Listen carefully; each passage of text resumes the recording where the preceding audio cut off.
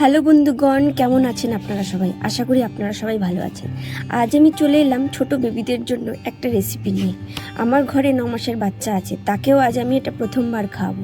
Recipe বলতে ওই কিছুই না, আমি বানাবো আজকে স্যারেলাক বানাচ্ছি প্রথমবার, আমার বাচ্চাও প্রথমবারই খাবে। তো আপনারা পুরো ভিডিওটা দেখতে থাকুন।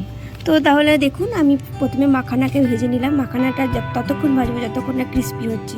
তারপরে একে একে আমি চিড়ে একটু কাজু বাদাম আর একটু আমন্ড দিয়ে সব একসাথে ভালো করে শুকনো খোলায় ভেজে নিয়েছিলাম। আপনারা চাইলে একটু ওটস আর একটু ছোলাও দিতে পারেন। আমার ঘরে ছিল না, তো সেই জন্য আমি সেগুলো দিইনি। আর আমার বাচ্চাকে এর আগে আমি কখনো টেস্টও করাইনি। আপনাদের একটা কথা বলি, আপনারা যখনই এটা বানাবেন তার আগে আপনাদের বাচ্চাকে একবার এগুলো আলাদা আলাদা খাইয়ে দেখতে পারেন যে ওদের শ্যুট করছে কিনা।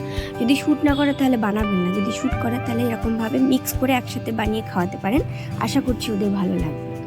এবার আমি এগুলোকে একটুখানি শুকনো হতে ঠান্ডা হতে রাখলাম, মোটামুটি 10 থেকে 15 মিনিট। ঠান্ডা হয়ে যাওয়ার পর সবগুলোকে আমি মিক্সিতে দিয়ে ভালো করে ঘুরিয়ে নিচ্ছি। আপনারা কিন্তু অবশ্যই এটাকে গুঁড়ো করে নেওয়ার পর একটু ছাঁকনি দিয়ে ছেঁকে গুঁড়োটাকে ছেঁকে নেবেন। দেখবেন যে ওপরে দানাগুলো সেগুলো বেরিয়ে আসবে। সেগুলোকেও আবার আপনারা চাইলে মিক্সিতে ঘুরিয়ে নিতে পারেন।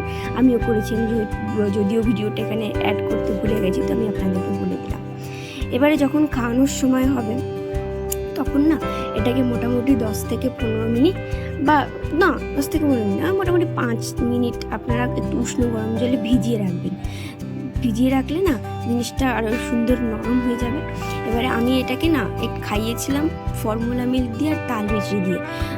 আমার বেবি যে ফর্মুলা মিল্কটা খায় সেটা দিয়েই আমি ওকে খাইয়েছিলাম, আর একটু তাল মিছরি অ্যাড করেছিলাম। তো খেতে মোটামুটি আমিও টেস্ট করেছি, খেতে খুব একটা খারাপ হয়নি। তো আপনারা দেখুন ওর রিয়াকশানটা। আপনাদের যদি ভিডিওটা ভালো লেগে থাকে তাহলে অবশ্যই লাইক, শেয়ার, সাবস্ক্রাইব করবেন। ভালো থাকবেন, সুস্থ থাকবেন। ধন্যবাদ।